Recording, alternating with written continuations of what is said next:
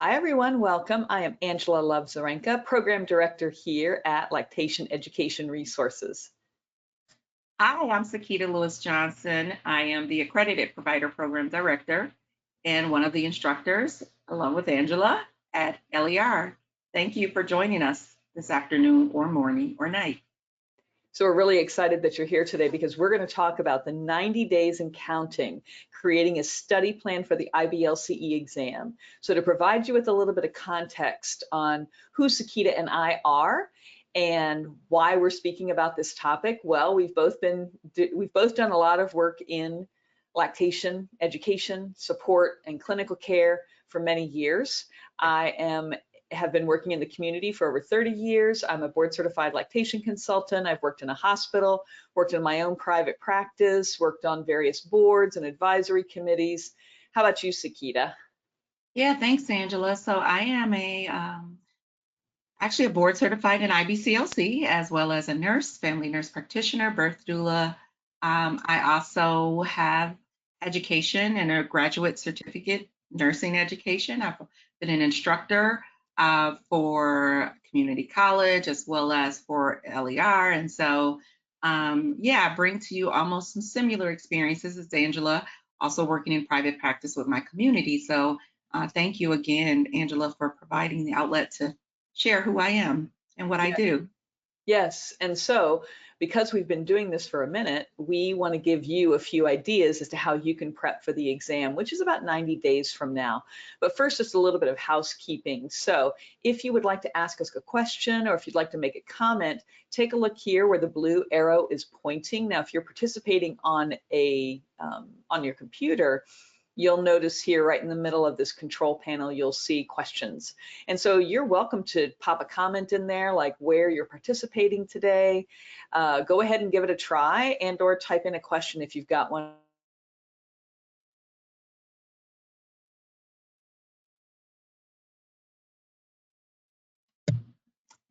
Angela, you're muted or I can't hear you. I'm not sure if that's a tech thing.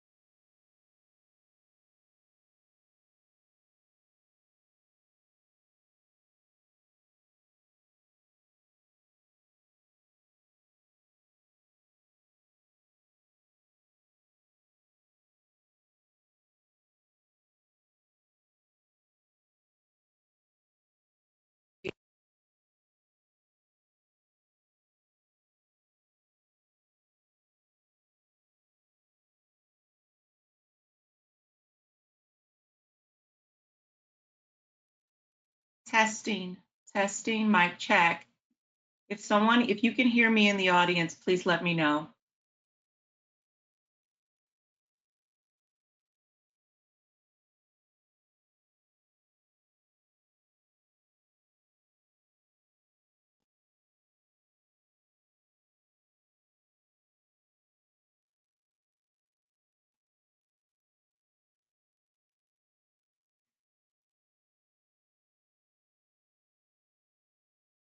Yeah, it looks like that too. Thank you. So it looks like for some reason the computer system just muted me by itself. And that's interesting. But if give me a chat if you can hear me now, because it looks like you can hear me, Angela. Okay. Can you say something, Angela? Something? Yes. Yeah, I think it must have done it to both of us, right, Sekeita? So, you know, this is what happens. And so thank you all for your grace and for your patience. This is what makes it fun. And what makes it even funner, I know that's not really a word, but what even makes it funner is that, let me go to sharing the screen. What makes it even more fun is that our amazing tech person, Jill, said, had something come up and said, hey, listen, I'll be there a few minutes late. And I was like, Jill, it's not a problem. You go right ahead and you take your time. And so it's very funny that I said to Jill, oh yeah, don't worry about it. We're fine. And here we are. So there we go. So I'm going to reshare my screen, change presenter to While me. you're doing that, Angela, I Yes, do want ma'am. to say this has never happened. And for Jill, you know what I mean? Like this just hasn't happened, but okay. It hasn't happened. And you see, I think this is a really good example of how, even when you're under fire, even when you're worried about things, you know what? You just take a breath, you do that which you know, and there we go. So I think we're back on. I think we're back on air. We may have had a bit of a pause, so we apologize if there's been any hiccup here. I had to restart the broadcast, Sekeita, so thank you all once again for joining us. We had just a little bit of a tech issue, but just like when you're in the exam and you see something which happens and you think, oh my goodness, what am I gonna do? You know what? You stop, you breathe, you know what your resources are, and you move on. So, That's any right. other comments, Sekeita? We good? No, I think we should just go ahead. I just want to make sure you got through the how to ask questions portion of Yes, it because you were yes. still talking when it cut out. So if you could just begin So there I and then was we can go. talking, my lips were moving and no one could hear me. Well, thank you for mentioning that. So yes, we do have a couple of different spots. So if you are listening to us on a computer, you can take a look at this where it says questions, and you can put questions, you can put comments into there. Please go ahead and type in where you're participating today. If you are participating from a mobile device, take a look here and you'll notice the green arrow on the bottom of the screen, and that will tell you where you can either type a question or ask us or type in a comment, either one, either ask a question, type a comment. We would love to hear that. Now, we have a couple of amazing folks who are helping us today, and one of them is Julie. Julie is from our phenomenal customer support team. You may have spoken to Julie on the phone. She is a board certified lactation consultant. She is probably one of the most recent staff member who sat the IBLCE exam. So she completely understands what it's all about, what it's all like, and can answer your questions. She'll answer some of your questions in the chat, and she'll flag a couple of others for us for a little bit later on. And I know that Jill is going to be here shortly, so if you do have any tech issues, go ahead and type in the tech issues. We often do find, as I did, that hopping off the call and coming back onto the call seems to work really, really well. Now, we also have a couple of handouts for you. And so do take a look in the interface right near where it says questions. You'll see the dashboard, and I think it is called, I think it says handouts. I'm not seeing it right now on the interface, but it should say handouts. And so you should be able to see the handouts and go ahead and download those. If you have any troubles at all in finding the handouts or have any questions, then you are not quite sure, you can email us at support@lactationtraining.com. So, all right, now we're going to dive in, and I am going to hand it over to the very capable Sekeita, who is going to smoothly provide you with just a few insights and some support to get you started. Sekeita? Yes, thank you, Angela. What an adjective to use. Smoothly? I don't know, Angela. Hopefully, because this computer did some funky stuff. So let's see. I want to just begin by again, thank you for being here, and thank yourselves for being here. Because one of the quotes that I live by almost in everything that I do, and I love this, is the 5 P's, which is proper preparation prevents poor performance. I know that's a mouthful, but the bottom line is anything that you want to do successfully, it's a great idea to plan properly. And so today's meeting is to help you get organized so you will feel well prepared when it's time for you to sit the exam. So it's helpful, it will be most helpful for you if you are taking the exam within the next 90 days or even taking the exam next year. One thing I didn't say is that I've sat for the exam at least twice. The first time I did it, it was woo. And then the second time, I didn't think I would be as nervous as the first time, but it came close, even though I was still practicing. So 10 years later, I had to repeat. So what I'm saying is it's best to get organized at least 60 to 90 days before the exam, even if you are someone on this line that has opted to take the exam again. So today we're going to walk you through a plan that hopefully will help you feel calm, will help you get yourself prepared and in gear. And so after today, it's so important to not put off some of the things that we're going to talk about today, because you will definitely need to pace yourself. This is an entry-level exam. However, it is an exam and it is an important exam. So there we go. All right, so developing your plan. How to plan and study for the IBLCE exam. This is going to be probably the most individualized thing as far as how we study. A lot of us are not linear learners. Some of us are linear learners, and some of us are like on this spectrum between there and in between. And so what I'm saying is develop the plan that is right for you. And so hopefully during today, you will learn some of those strategies. First thing is to get your head in the game, right? It is to really take action. Taking action includes, sorry, y'all, I still have a landline, sorry. There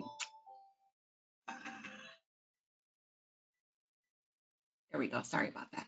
Taking action. So you are here today, you are taking action. And how's that for smoothly, Angela? I just had to defer to that. Usually I disconnect the landline, so I apologize for that. Thank you so much for your grace again. Know your abilities. And so I say that, and I don't say that lightly. If you are someone who, for example, become anxious prone when it comes to test, the best thing you can do is start now. You know, some people do well in cramming, some people don't. Also believe in yourself, listen to positive people, and seek the company of those that are like-minded, those that really understand what your goals are, how self-determined you are. Also become self-disciplined. Studying, particularly when you have to study and also do life. And what I mean by that is doing life is whatever other things that you may have going on in your life. Takes a lot of discipline and a lot of planning. And you know, these key strategies came from this book, and I purchased this book. Actually, it's called Past, and it's 12 Proven Secrets. And I'm not asking you to purchase it, but what it was, the title of this, or the premise of it, is to pass any professional exam at the first setting. And having taken multiple exams, I was a little bit nervous about my nurse practitioner exam, and I wanted to pass the very first time. And so I read that book, and some of the principles I really took wholeheartedly and incorporated into my mental, into my space, and I resonated on those things. So what actions am I going to take? What's my ability? I had to really do some reflection. And so I think all of those things helped me get my head in the game to know exactly what I needed to do for myself. And so I just wanted to pass those key things on to you.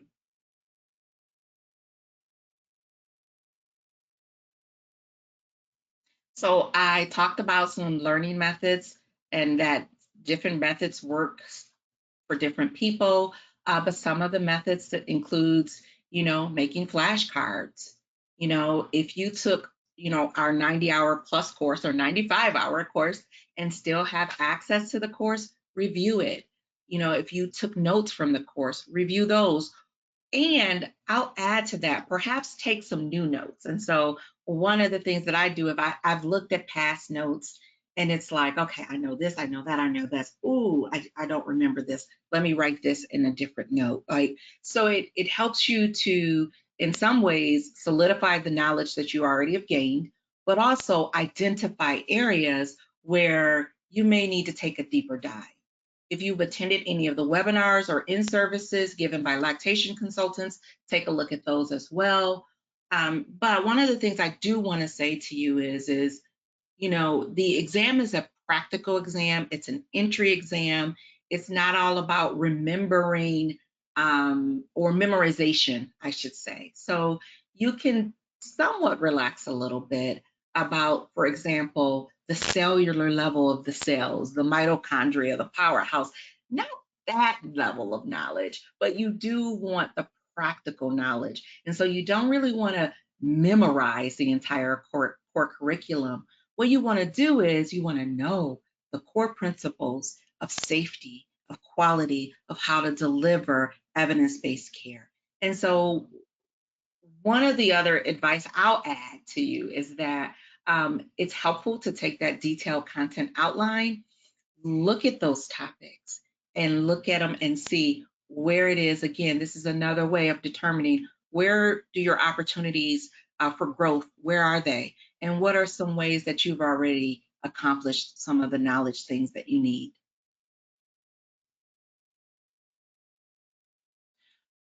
All right. So another way, I alluded to the fact that some of us are linear learners and some of us are not. When I was teaching, I loved the example of using a concept map. Now, mind you, I was teaching nurses, but one of the things that it occurred to me when I looked at the detailed content outline was that concept mapping can be used for certain topics of that outline.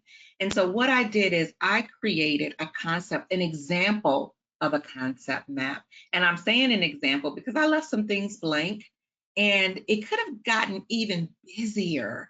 But what I did is I took the lactation endocrinology system, and if you were comparing this, for example, to the detailed content outline, you would see this section is in section 2, and it's labeled physiology and endocrinology. And what I did is and it's a subsection. A is the physiology of lactation, and B is endocrinology. And so what I did is I took the endocrinology, but I didn't take all of it. I used number 1, which is the hormonal influence of milk production.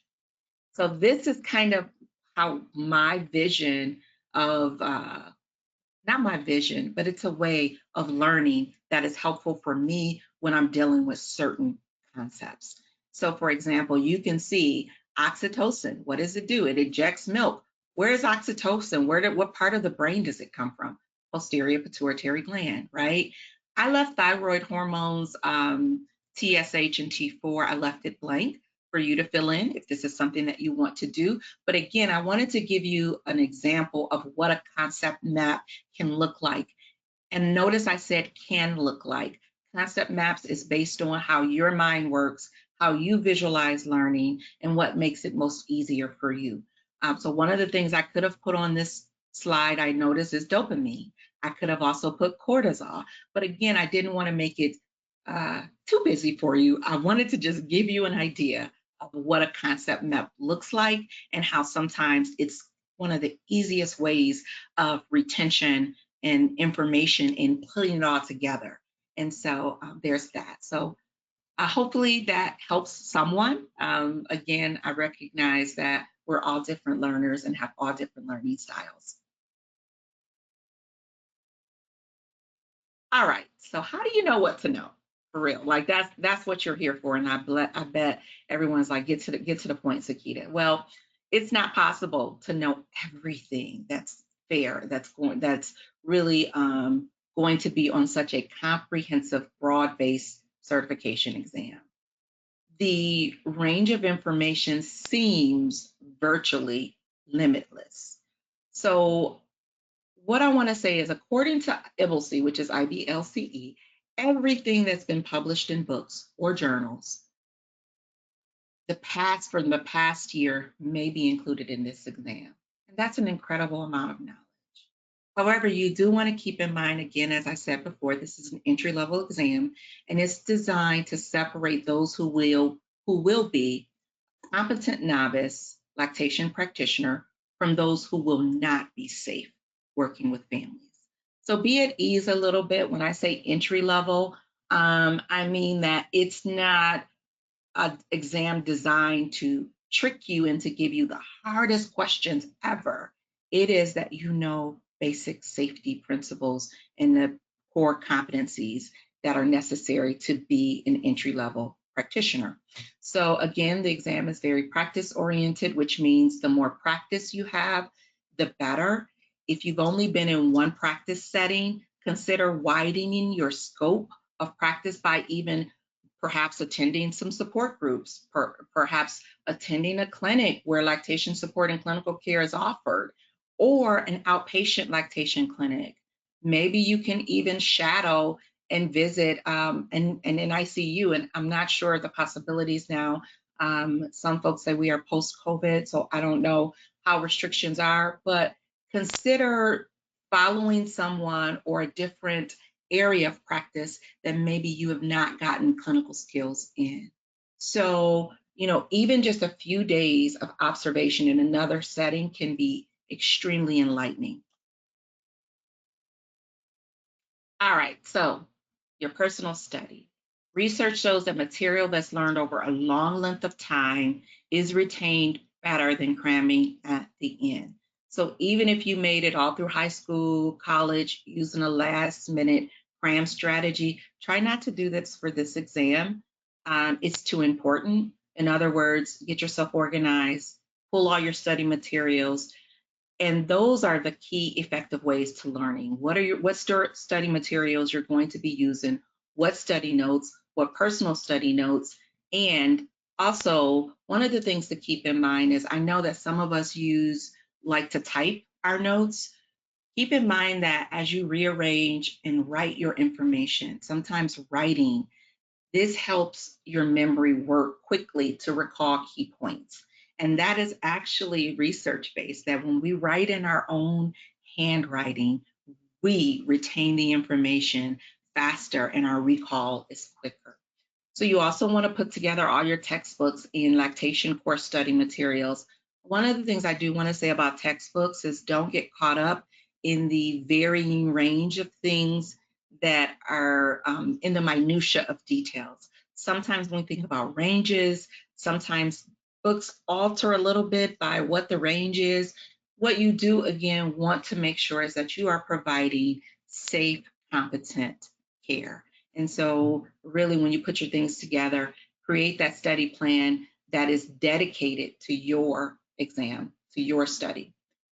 You want to set up like 2 hours blocks of time, or however, how do I say this? However you can arrange your time that is consistent. How about that? Because sometimes we don't have 2 hours, maybe we have an hour and a half. However, you do want to set up consistent study time and that you want to make sure that your study sessions has the same weight as any other important commitment. Don't put it off. And the reason I'm stressing that is sometimes, depending on our thought processes, some folks think lactation consulting is going and just latching babies, and that's it. And if you've done your studies and if you've done your clinical hours, you will know that it is so much more than that. It's a lot of critical thinking, clinical management, and intentions of doing the best individualized study plan plan of care for the family you're helping. So that's what you want to think about in this exam. And so, for example, if you've been working in a hospital setting and that's all you've seen just babies at 1 to 2 to 3 to 4 days of age, or NICU babies, maybe going out into the community and seeing some older babies and talking about weaning, or talking to families, about toddler issues, about, when the teeth comes in, all of those things will help you to prepare and have a reasonable amount of clinical experience before taking the exam for the first time. Now, if this is your second time, please make time. Don't assume that you can pass without studying. If you have been active, and I know someone who did that actually, because they had been practicing, they thought they did not need to put in as much study, and unfortunately, they did not pass. If you've been actively practicing as a lactation consultant and keeping up with your ever-evolving evidence, attending conferences, maybe you can pass without studying, but the one thing is that you would probably feel really awful if you didn't. So I just want to say that. And then when you're done studying, each study session, take some time to reward yourself. It's so important. It's so important. When we talk about self-care, sometimes we just think about spas and all that thing. Even if it's rewarding yourself with taking 10 minutes to meditate and to really think about how far you've come along. Also, even with that last study session, you're that further, that closer to having the knowledge that you need to sit and prepare for the exam. Studying, you're setting up your group. If group study is your thing, try to find a local study group or a study partner. What I say about that, about groups, is sometimes people are very self-study, introverted, and if that's the case, so be it. Keep going. But make sure your group is dedicated to study, dedicated to really digging into the different areas that needs to be touched upon. Also, you kind of want to grab people who have different clinical backgrounds. So for example, if you're someone that's been working in a community setting, maybe study with someone who's been working in a hospital setting. That way you can actually share information, and that could also aid in the practical knowledge that may give you a sense of, okay, I've been doing community work all this time, but I didn't know this about the glucose policy and hypoglycemia right after the baby is born. And so I'm just throwing out these topics and these titles so that you can see how important it is when you're developing your study group to kind of think about the backgrounds. All right. You also want to see if there's anybody in your area that's getting ready for the exam. If you do not know someone getting ready for the exam, perhaps, you can reach out, locally on Facebook, and you can really check that out and see if there are other people taking the exam. All right, let's go to setting up your schedule. All right, so use a study guide. So we've provided for you a study guide in the handout section or attached to the recording. So there are some folks that will be watching the recording. You can use this to plan your strategy. Plan your strategy when you're most alert. If that's in the morning for you, fine. Some people it's at night after they work possibly a midnight shift. And I say that because sometimes working midnights, you don't really feel like going to sleep immediately, right? So pick a time.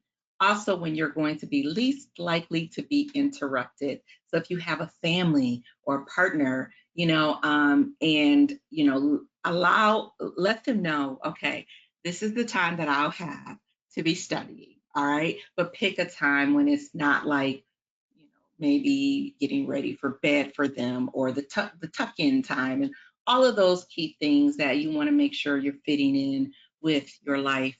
And though you may need to negotiate some time with your family, but just make sure that you keep in those concepts in mind as well as you develop your study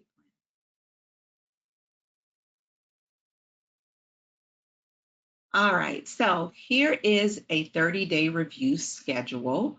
And this screenshot is also a handout. It does provide a list of the detailed content outline and activities you can do to prepare. Note that it is a 30 days plan. Of course, I started off saying 60 to 90 days prior plan when you can work on each topic. But it's important to know that you may want to spend at least 2 to 3 days on a topic, particularly those that you are not familiar with. If you are reviewing content that you're familiar with, review it and move on, but pace yourself. And the reason why, 60 to 90 days, because if you can start well in advance, you can plan a few days off for life when life happens, or family obligations, or just giving your brain a break. So the handout can be found as an attachment to this webinar, either live or recorded. Here's a visual plan. This is a general idea of what a sample study plan could look like. Planning out the dates and the content and a study partner can help you remain on track and also stay accountable. You know, again, we talked about when family obligations or urgent situations arise, and so you do want to plan for that. If you have a study partner, plan getting together and choose the topics you're going to work on or what the focus is going to be. And so I just want to lay this out here. And again, this is for the different type of learner. For visual learners, there's this, and for linear learners, just gave you the detailed content outline. So there's two you can work on. Textbooks. There are multiple textbooks, and these are some of the key textbooks that folks have that you will be looking at and reading. There's Breastfeeding Answers by Moorbacher. There's Breastfeeding and Human Lactation by Wambach and Spencer. There's the Breastfeeding Atlas by Barbara Wilson Clay and Kay Hoover. The Interdisciplinary Lactation Care Core Curriculum, which is edited by Campbell, Lawers, Mano, and Spencer, and Breastfeeding, a Guide for the Medical Profession by Drs. Ruth and Robert Lawrence. Before passing it back to Angela, I just want to leave you with this quote, and this is also a quote from the book that I talked about, that I read. And it says, many students cannot pass their exam because they fail to sacrifice the minimum capital of time and money. And notice it says time and money. Simply put, investing time, and yes, sometimes money, can make all the difference between passing and failing. Angela, take it away. Thank you so much, Sekeita. Okay, so now I'm going to actually talk about the structure and the strategies with setting up your study plan. So mnemonics is one example where you use the first letter or word of a sentence to remember things. So for example, the LATCH system was developed to help lactation care providers remember what to look for. For example, LATCH can stand for L for latch, A for audible swallow, T for nipple type, C for comfort, and H is the amount of help which is needed. So that's what LATCH stands for, and it can help you to remember what you're looking for when you're supporting a family. Now, a previous student suggested how to remember which hormones come from which part of the pituitary gland. So PAP is to remind you that prolactin is created in the anterior pituitary, and OPP, oxytocin, is created in the posterior pituitary gland. So that's a nice way to remember it. There's also a way to use the first word of a sentence to jog your memory. So this old sentence that you may have learned in biology class, on old Olympus towering tops, a Finn and German viewed some hops, may help you remember the number of and names of the different cranial nerve. And so this is something which, yes, is a bit old school, and for those who have taken that course and remember that sentence, it helps them to remember that, T is trigeminal, F is for facial, V is for vagus, so things like that. So whatever sentence you need in order to remember the cranial nerves, not that I know whether or not those are going to be on the exam, but this is just one example.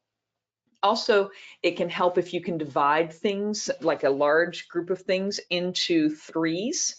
So if you can make any big list into smaller segments, then it can help you to remember what everything is in that specific list.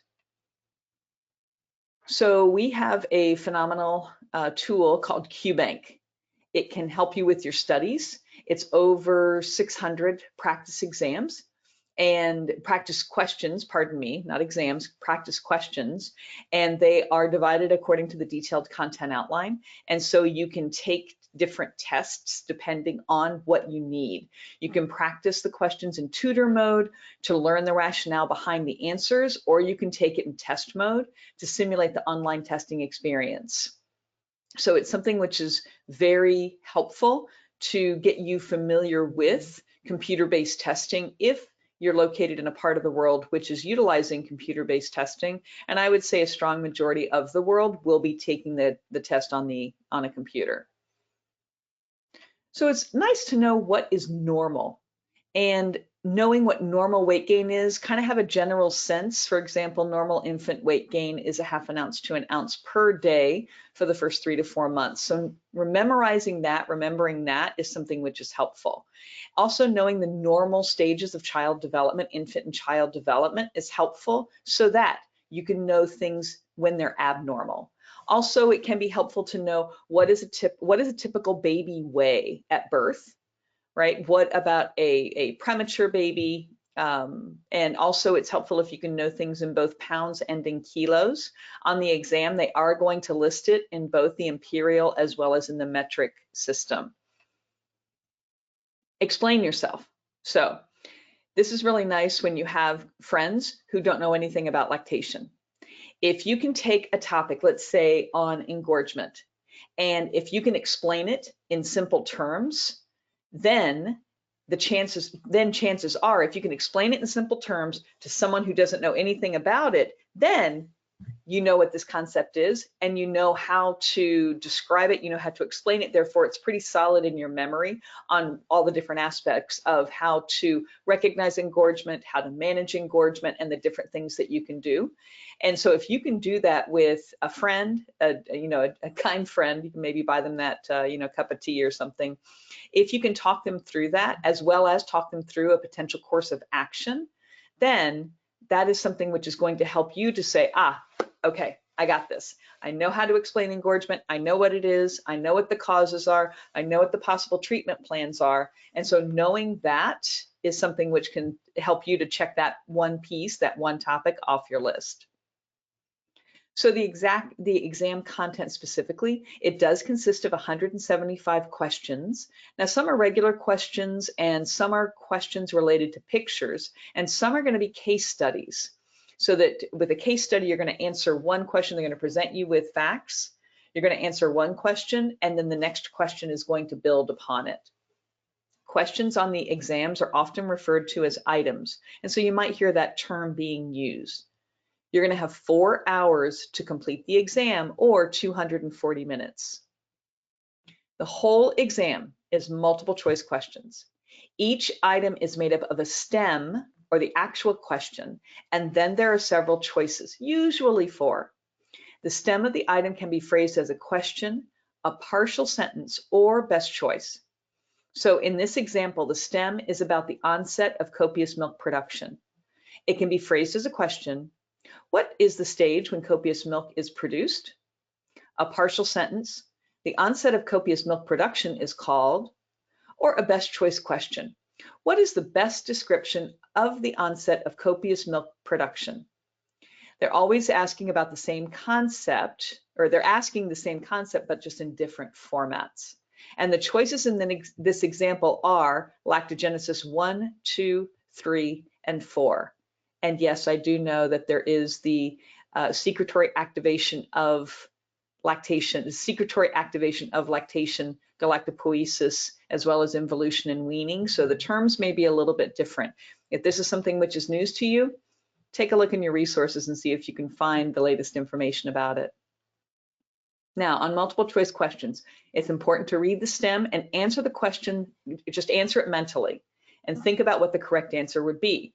Read all of the choices. Now, you can eliminate the ones that you know are not correct so they don't distract you, and then you can concentrate on differentiating the choices which are left.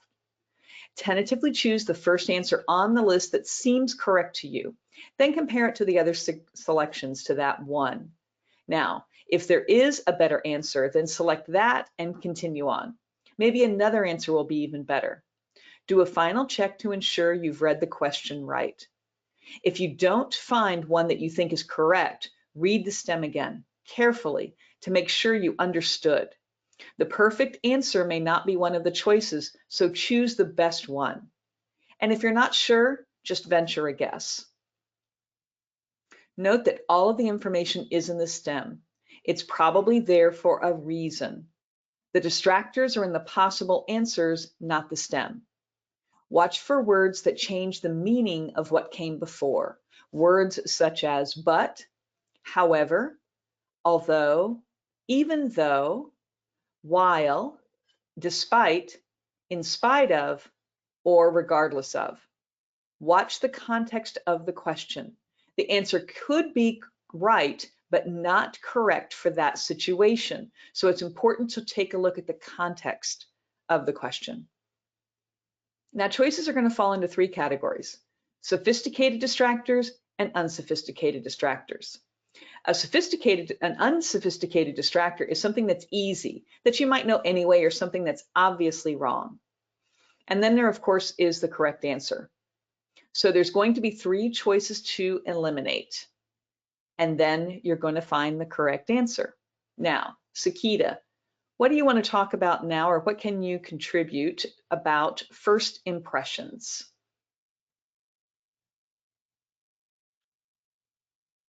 All right. Thank you, Angela. So, I don't know. I wish I could do it by show of hands. I wish I could ask that question. Who's taken a test, chose their first impression, went back, erased it, only to find out you had the right question, the right answer. Sorry. So with first impressions, you want to go with your first impression. You always want to make sure that your first answer usually, well, this is what studies show. Your first answer is usually the correct study, so don't second guess yourself. Don't read into the situation more than what it is asking you for. You also want to make sure you answer the question based on the information given. So, for example, there's a question given, and sometimes we're like, and you look at the answers, and then you say, oh, based on the answers, they didn't give us enough information here. No, you want to think about, what is it asking you? All of the information that they want you to know is in that question, and you use that question again to judge your answers. So to pick your answer. So again, your first answer is always the correct one. If you are still sitting on the fence, then what you can do is just flag it and then go back to it later. But don't change it until you know that you know that you know that it's correct. And there's no penalty for guessing. So for example, there's 4 answers typically. So if you guess, you got about a 25% chance of getting it right. However, if you can eliminate 1 from the choice, then your odds increase that you're going to get it right. So you really want to make sure that you're thinking about some of these testing principles to give yourself the best option. And if you can eliminate 2 of the answers, then you really have a 50% chance, right? So you want to just, think about, okay, I need to guess. If you're not sure, for example, if there's a number answer and you're not sure about it, toss out the high, toss out the low, and consider some of the middle ranges. If you have no idea how to check for like a lookalike option, check for the most inclusive option, the option that contains the most information. You can also think about, if the question is asking you something, think about something similar to it, anything you may have read related to what you know, and then just make an educated guess. Some exam statisticians recommend setting up a predetermined strategy for guessing on the questions that you're clueless about. So after eliminating like the obvious wrong answers, so if you say, okay, I'm going to always select the first option or the last option, it's up to you. But if you always select the answer in the same position, then you increase your odds that your guess will randomly be correct. And again, this is a statistician thing. That's not my strong suit, just telling you, what they say. All right, next slide. All right, picture items. About half of the questions will be based on pictures. With pictures, you may have to either define a diagnosis or a condition, or distinguish between normal and abnormal, or maybe even determine a child's age by possibly their posture, by something maybe they're doing in the picture, by their size, behavior, by their facial expressions, lots of things. You also may have to determine a problem. For example, a compression stripe that's on the tip of the nipple due to a shallow latch, or maybe asymmetrical breasts, as in the example on this on the right side. So pictures can also be used in a case study where you're asked to then recommend a plan of care and decide what you would recommend first, and then what would you recommend next, somewhere along those lines. And so just know that pictures are a fair game. And again, pictures are taken and they're taken from practice, right? Sometimes from practice. And if you know anything about practice, you know, sometimes the lighting is not always right. Sometimes you get what you get, but it's a perfect picture of that until you can get a better picture of it, right? And the pictures may not be taken by photographers, right? And so you wanted to be mindful of just making sure you look at the picture for what it is asking you. All right. When answering a picture item, what you want to do is you want to read the question first, try to anyways, and then look at the image. The question will define the purpose of the picture. So reading the question first will help you to know what to focus on, what you focus on and what question is what they're referring to faster.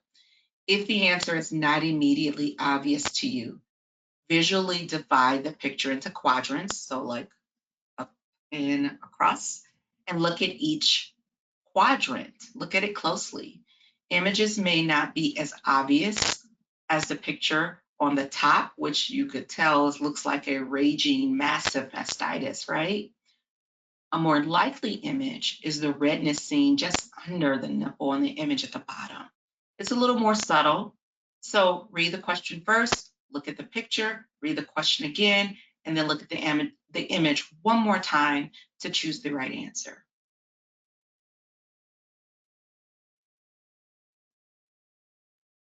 All right, common problems. What are some common problems that we run into? I alluded to this a little bit a few slides ago, is reading too much into the question. Try not to do that. Take it as face value, that the information that they've given you is there. There's an old saying that says, don't look for zebras in New York City Central Park. What that means is look for the most common likely answer. In Central Park, you're not likely to see a zebra, but you probably may see a horse, right? So you really want to make sure that if you see something rare or exotic, or you've seen it before, you really don't, chances are it's probably not the answer, right? So prepare yourself for the everyday type of scenarios. You want to watch for qualifiers such as never, always, least likely, most likely, what's the first thing you would do, or the best choice. And I want to, say about this point right here is that sometimes there are questions that look like there may be two great answers, right? And sometimes we think that's a trick question, but you want to ask yourself, what is the question asking you? Are they asking you for what's the first thing you would do or the best choice? And that's how you determine what your answer will be. So answer the question that they're asking. Some may seem obvious. I know I've missed a few questions that I thought I had the answer to, but what I didn't do is pay careful attention to what they were asking. This is so critical simply because now we live in a world right now where text message and everything is kind of shorthand and we skim things, right? This is not an exam you want to skim. You do want to read every single point of every single word in the question. If you're having trouble, reread the question before making your final selection, just to make sure you have the right concept. If you're eliminating wrong answers and get down to one and then look at it and then you say, that's not right, start all over again. It's okay, but remember this is a time exam, so you want to pace yourself. For those who are advanced practice nurses, midwives, physicians, Remember, you need to answer the questions like an IBCLC, and sometimes this is tricky. When we have learned and we've been practicing, for example, as a midwife and as a nurse practitioner or physician for many years, sometimes it's hard to not medicalize feeding, infant feeding and lactation. And so I said that just understanding too that sometimes the way we would answer things in practice is not really how we should be doing things. And so I'll leave that there. And if you don't understand what I mean, you can always text support group and I'd be ready to have a conversation with you about it. All right. So what to do when you get stuck? If you get stuck, take a deep breath. Think about real life solutions. Use your common sense. Read the stem and the choices again. Don't choose the familiar, but move on and come back. Choose something. Don't leave it blank. Choose it, flag it, and go back.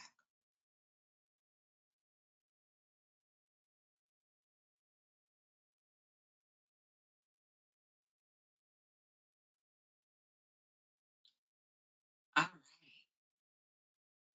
Okay, great. So now I'm going to talk about, hi, Sekeita, I'm back. So now I'm going to talk about exam content, and I'm going to base the next few slides on a test analysis report that was delivered by IBLCE, and they used to publicize these on their website. And so they currently are not giving as much detail. So some of the data I'm going to share is going to be a little bit older, but I think it's going to give you a general idea as far as what this exam is. So the exam is known as a reference-based exam, which means it's based on current medical literature. It's based on the literature such as current textbooks. Take a look at the compendium of research that has been validated, peer-reviewed, and in the pipeline over the past few years. And also a really good resource are ABM protocols, and specifically the bibliographies for each one of those protocols. Now, things which are not included in the exam are going to be unvalidated research. That means additional study has not been done to support the conclusions, or additional research did not support the original study. Anecdotal materials, verbal statements, websites, and conference presentations. These are not going to be on the exam. Only take a look at things that are written in a peer-reviewed journal and things that are written and in a peer-reviewed journal. A textbook, for example, Breastfeeding and Human Lactation is an evidence-based book. Nancy Moorbacher's book, Breastfeeding Answers, Dr. Lawrence's book, Breastfeeding, A Guide for the Medical Profession, all of those are peer-reviewed publications, and those may be on the exam. Now, remember, when you're taking a look at some of these questions and looking at the answer, you know, it's important not to go down that rabbit hole and think of the ifs or the buts or the one-off presentation.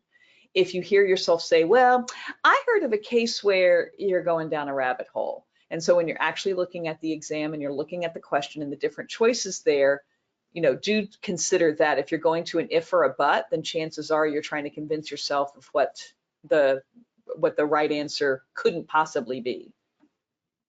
Now, the exam covers all of these different topics as they relate to breastfeeding and lactation. Please take a look at the IBLCE Commission and to their documents and access the latest detailed content outline. You can print it out if you wish.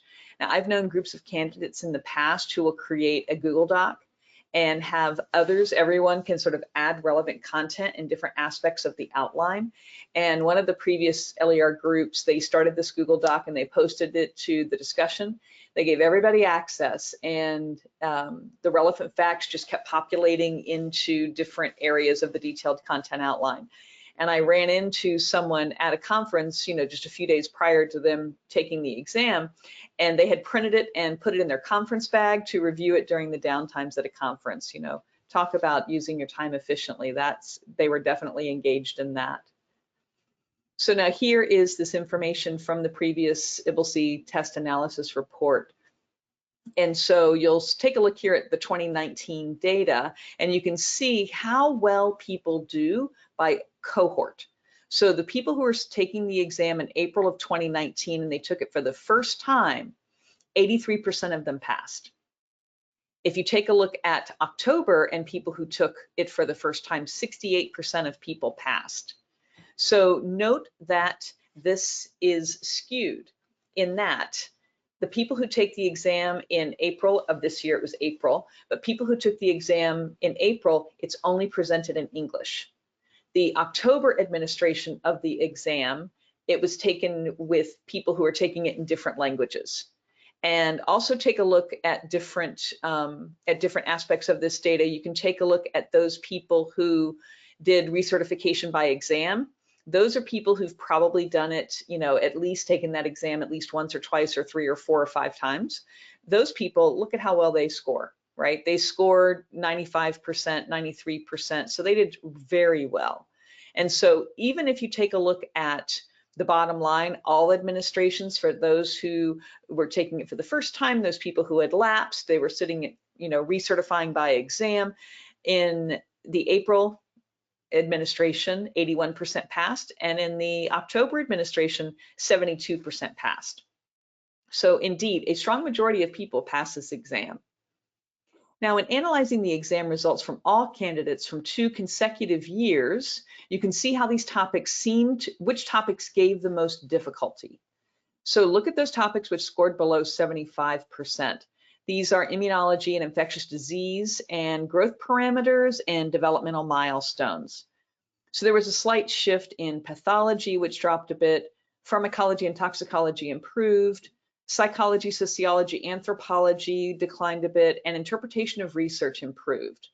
So when you take a look at this, you say, oh, well, people in the past have done poorly on some of these topics, so maybe those are some areas, kind of take a check with yourself and say, am I really strong on interpretation of research? Well, if you do research, chances are yes, and you don't necessarily need to spend a lot of time.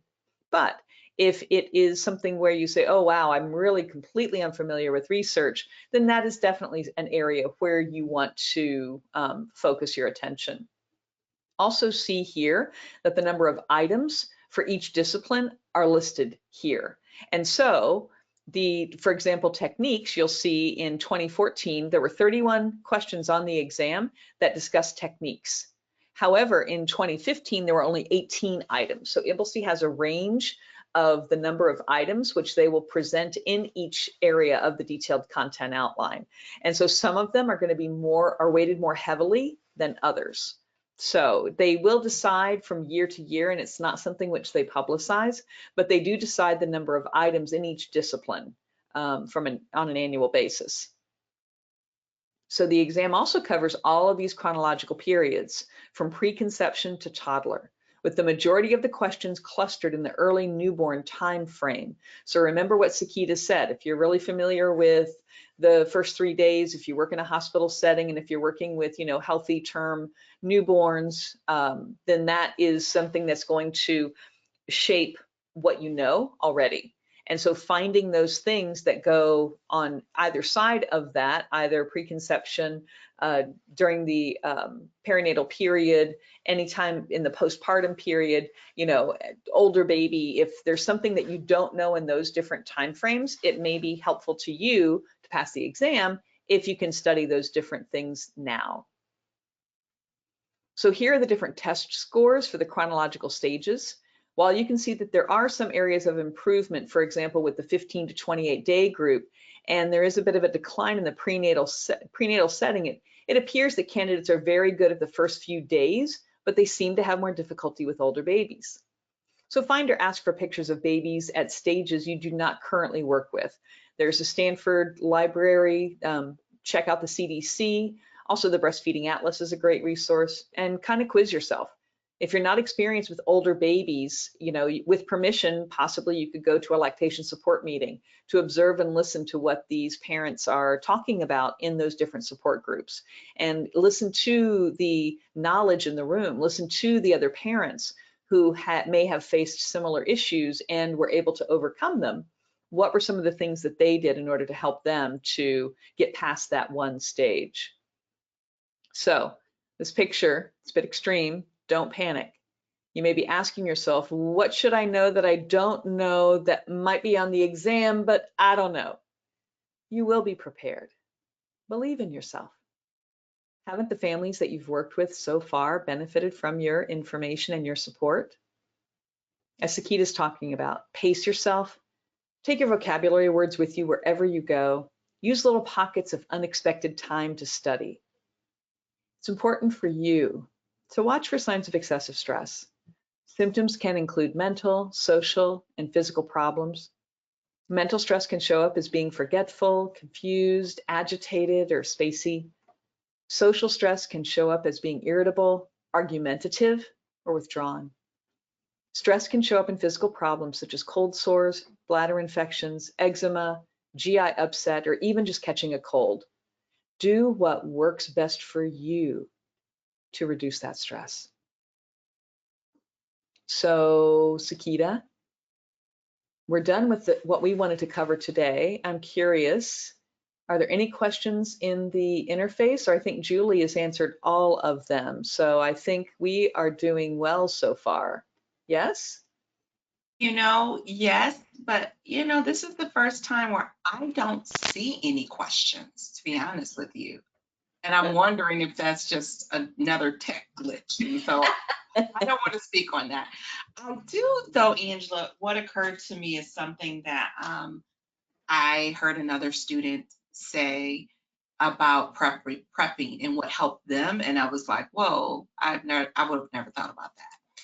She recorded her study guide in her own voice, some of the key things she needed to remember. And when she was at work, she would listen to it in her one little AirPod, like to just reinforce. And I thought, that's another study strategy that maybe other people use and have leaned into. I've never leaned into it, but that definitely, like when you were saying pockets of time, that's what made me think about that. Was that, oh yeah, she said whenever she had time, whenever she had a moment that she could be intentional with listening, she would pop it in and just be on the go and listening, even during her walks in the morning. So she wasn't with her books, but she was listening to it. Amazing. So I just want to add that to that. So Right. And also, you mentioned your points of being able to write, writing, having that kinesthetic way of remembering things. I know some people that will walk and talk at the same time, right? So that sort of movement helps them to remember certain things and to stay in their mind. Really trying to find people to study with is something which is helpful, either virtually or in person, whatever works best for your life, for your scenario. And yeah, that can be another thing which is helpful. I don't see any questions. I just see comments. I see thank yous. I just want to say, you being here as a first start, take the things that we said under consideration, particularly creating your study plan. Maybe you're not creating your study guide right now, but at least plan and then try to stick to that plan. Angela? Yes, and indeed, do prepare, as this morning showed, or earlier in the webinar showed, where we had a few tech issues ourselves. It's a matter of knowing, okay, I got this, take a few deep breaths, yes, it's going to work through, you're going to work through this, and you're going to be ready and you're going to be prepared. So do take a look at some of the resources that we have. We've got a very robust exam review. We've got a basic exam review. We've also got a robust expanded exam review. And so we call it exam review enriched, where it's got access to the Q bank, where we've got flashcards, where we've got worksheets. We have the blank worksheets, and then we have the filled in worksheets. So download the blank ones, listen to our presentations, fill in the blanks. That writing is something which is going to help you. So fill in those blanks, and then that's going to be what you put in your bag when you're going out to something and you're on the subway, or you actually are caught and you've got a few minutes, and you can pull out your sheets and you can study them, or take pictures with your phone. Take a picture of your study sheets with your phone so you can look at it with your phone as well. So find those things that you can do in order to help yourself to be successful. And then come back and see us for the 30-day review when we're crunch time. Yes, come back at the 30-day, but of course, y'all You're going to be so polished by then. You're going to be like, oh yeah, I got this. I only have another few days I have to study. I'm going to go to this movie and I'm going to go to this concert, and yeah, you're going to be ready for it. What I appreciate in real time, Angela, and we might need to Mhm. switch up our questions. Let's talk about that for the next one. In Okay. real time, we do poll questions where you answer the questions and you see if you're like kind of sort of ready, but you do start to identify some areas where you're like, wait a minute. I know, yeah, so I'll leave that there. But I think, we probably need to redo some questions. We need some trick questions. No, I'm just playing. I don't want to trick you out of. I don't want to Yes, do that. yes, yes. Well, we do need some new questions. And so let's talk. Yeah, we'll definitely talk about that too. We've got a few blogs as well. If you're curious about, how to answer picture questions, take a look at our blogs. If you are reading some of the questions like in our Q bank and you're like, this is impossible, this is worded so poorly, and all these other things, the right answer isn't here. We have a few blog posts on that as well. So you can take a look at them on our website through our blogs. If you'd like to have something specific and you'd like to know more about it, do reach out to our customer support team. They are phenomenal and they're here to help you. We are all here to help you and support you on your journey. Thank you very much for attending today. This has been great fun. I know. Thank you. Have a good day. Bye-bye. Bye, everybody.